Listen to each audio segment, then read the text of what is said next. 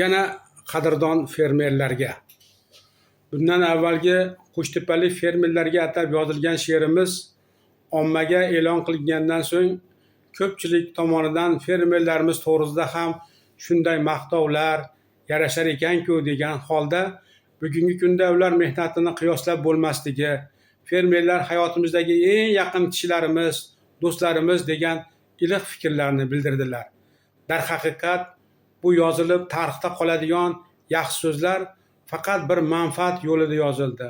U ham bo'lsa islohotlarda chiniqqan, mehnatdan boshqani bilmaydigan kamtarin fermerlarimiz va qishloq xo'jaligi xodimlari bajarayotgan vazifalar naqadar muhim va mashaqqatlidir. Ammo ular haqida ijobiy fikrlar, iliq so'zlar kamroqdek tuyuladi.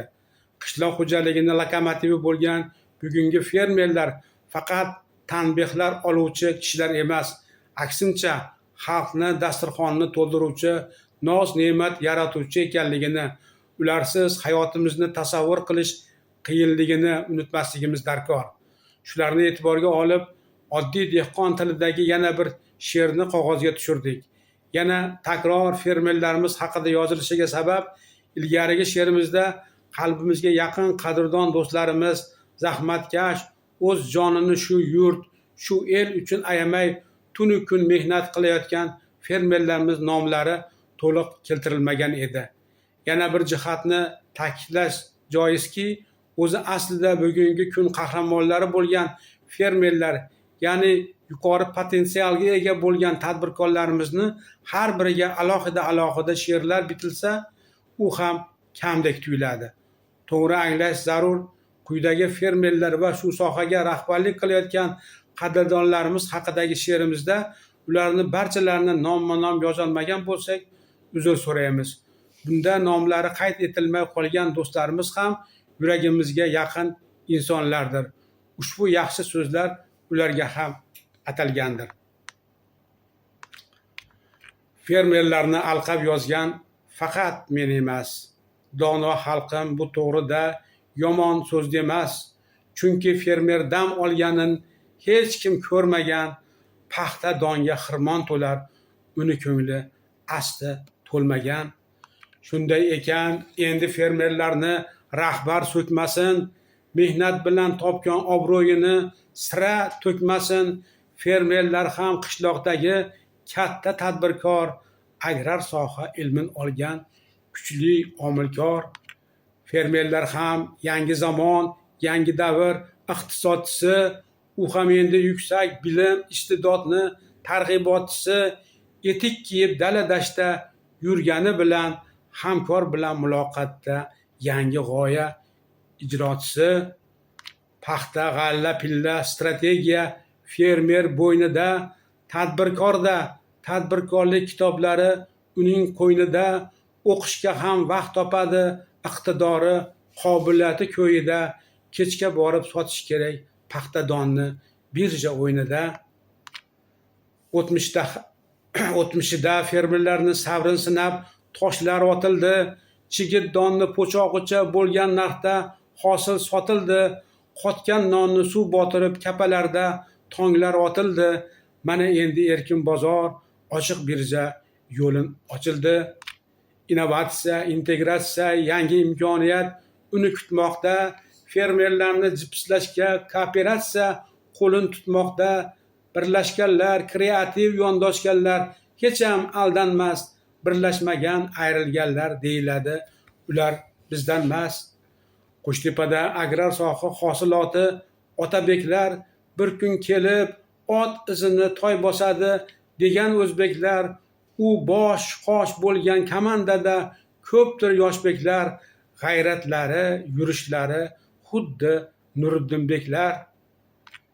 Ekin-tikin, hatto giyoh suvsiz bo'larmi? Suv bo'lmasa, g'alla paxta rejasi ayting to'larmi? Chunki bugun Dilmurodlar suv xizmatida, Muhammadjon otasidek u ham bugun el izzatida. Muzaffarjon Qo'shtepada fermerlarga yaqin jon kuyar, u bor ekan fermerlarni yiqitmasdan doimo suyar.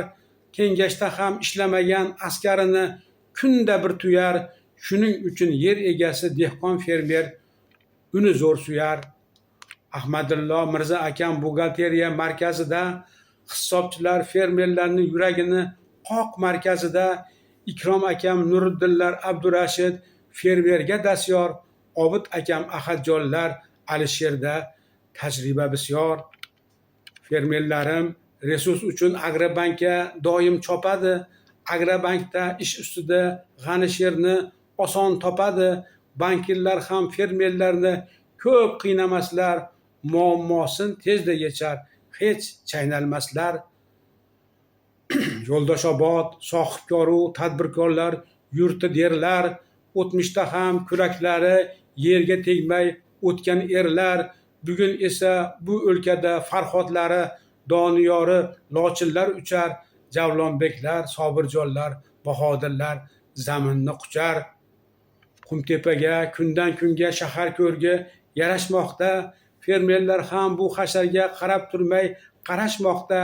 Ikromjon, Abdurashid, Hayotjonu Otabeklar, Bobomurod, Soyibjonu Dilmurodlar o'ziga beklar. G'ishmon Chimkent, Dehqonobod yangi nomi istiqboldir. Sayfulloni dehqonchilik ishlarini ko'rgan loldir. Murodiljon, Bahodirjon, Umidjonlar yuzdagi holdir. Muhammad Zokir shogirdlari ishga chaqqon, tillari boldir. Oltako'llik dehqonlar haqiqatdan tanti bo'ladi. Bog'larida pishgan meva uzumini asaliyu qanti bo'ladi.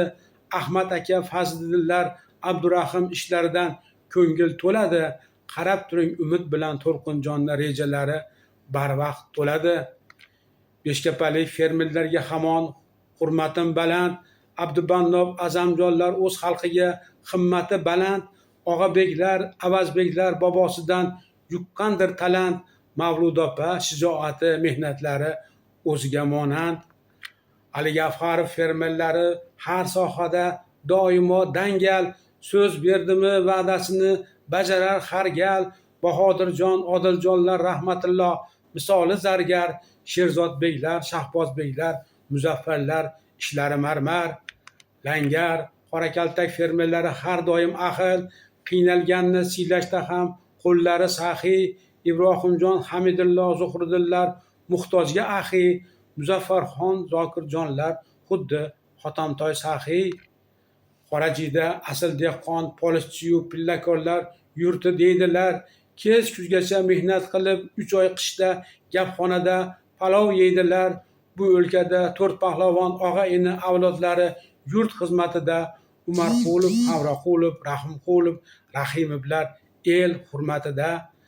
Yassaviy bobomni yurti deng, chindan o'zgacha, ularga bag'ishlab dostonlar bitilgan, biling bizgacha.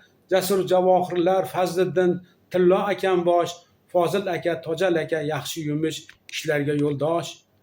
Shahartepa, Shomirzada chempionlar, ulug'lar bisyor, tadbirlaru har bir ishga, yumushlarga tayyordir dastyor. Dastyorlarni yakkasi ham yagonasi Abduhakimdir. Sabzavot va meva-cheva eksportda dono hakimdir. Abdulla ota raisning shogirdlari bugun ustoz bo'ldilar.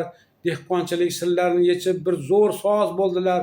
Umidjon, Nurullo, Diyorbek, Fazliddin, Mirzohid Chabdast, Said Akram, Ahmadali Amirxon, Azam Zabardast. Toshkentda ham Do'rmon nomli soya salqin bog'lari bordir. O'zimizni Do'rmonda ham Alp yigit ko'kraklari, tog'lari bordir. Arab aka Azamatjon, Vohidjonni qalbi musaffo qordir. Ziyodaxon polishchilik sohasini kuylatguvchi yangi bir tordir. Soljonobod o'z nomi bilan hozir ham obod. Cho'lni shahar qilishda fermerda bor matonat sabot. Bahodirlar Muhammad Umar intiladi kelajak sari. Yaxshi do'stlar tikkan gilam to'kilmas zari. Yangi ariq moziylardan bizga aks sado beradi. Xolmat Tohir Yusufbeklar yurt ishiga jonin beradi. Ubaydullo Rustamjon, Muzaffar Rahmatjon bir she'r. Alihamjon, Odiljon, Hamidullo doim xalqim der.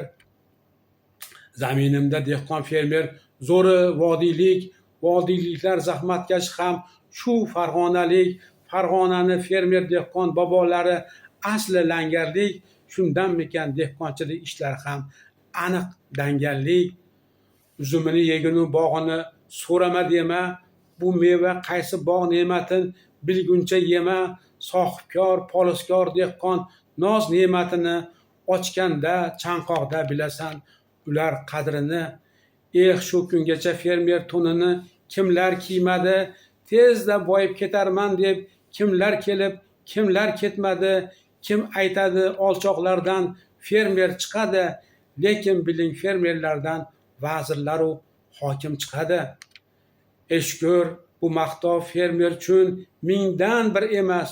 Ular bugun xalq qahramoni, bu hech kimga sirmas. Sen yozgan maqtovlarga yaxshi do'stlar qarsak uradi. Fermer mingan mashinasi hali muzeylarda 1000 yil turadi.